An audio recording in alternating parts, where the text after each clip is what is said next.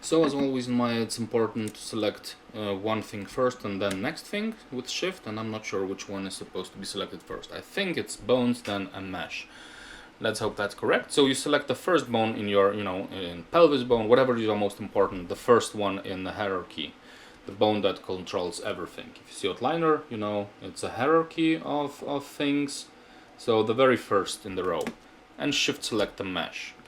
Then what we do is we go to rigging, here we find skin, and here we find bind skin. So this is your most important rigging tool, is binding a skin. And we'll go to options to see what we have here. So basically, here we have a couple of options you might want to explore, but very generally, we are binding to joint hierarchy.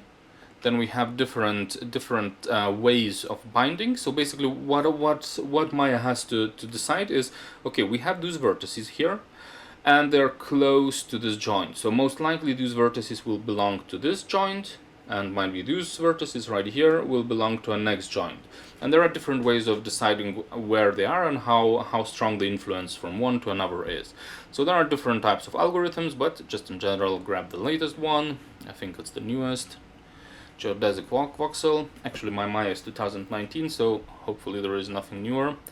I might be wrong on that one. It has a resolution, you can go a bit higher to see, and maximum influences. So one vertex will be controlled not more than by 5 bones.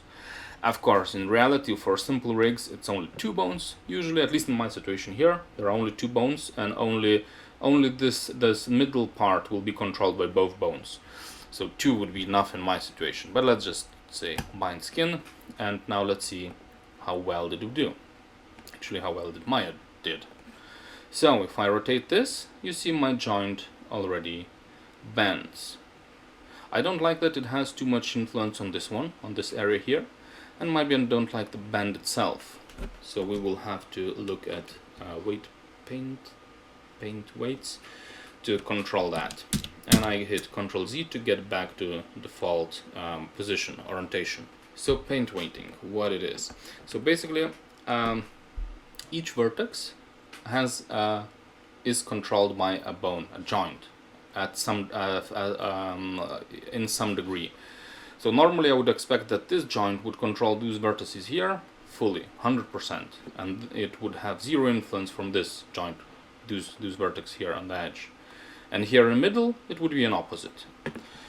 So how do we control all of this? We go here, and now let me remember where we find, yeah, here it is, paint skin weights. We just open the tool, and tool options, double click to see tool options. So basically we have 2 modes, black and white and color. So normally it's, we have a color ramp, and the selected joint, which is now joint 1, where it's red, it controls those vertices. And you see I tried to paint, and it's actually possible to make it more reddish. Oh, even white, I think that's really 100%. So now if I do that, now let's get back to our joints and try to rotate. You remember at the beginning when I rotate this joint, here vertices moved. Now hopefully they won't, and you see they don't, because they have 0 influence from this joint at the moment. Okay, select the mesh, paint weighting tool, and I could do the same here. So no influence from a first bone. So now selecting different joints here and controlling their influence on the mesh. Now basically here in the middle we can do a very sharp, let's do the very sharp kind of situation to see the difference. So basically I'm still I still have selected this joint here, joint 2, and you see I'm coloring these vertices. They will not be influenced by the joint number 1 at all, because they will be fully controlled by joint number 2. And we do the same with this one. So you see it's black, no influence at all. And we strongly control this area, so no influence from joint number 2 right here.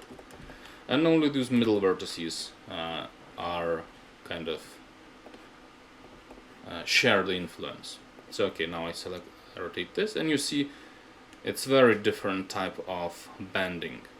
So if you have a situation where you have long, let's say a snake or a tentacle, you would want to have more bones, more connections here, more subdivisions, not subdivisions, but more edge loops here, and you might want to have much like not what I did right now, that basically every joint, every vertex has a little bit influence of couple of bones here and there, and it will be much more soft, much more kind of snake-like thing. And the more rigid thing is, the more you want to have like one bone controls specifically just one vertex, and the other vertex is controlled by another joint.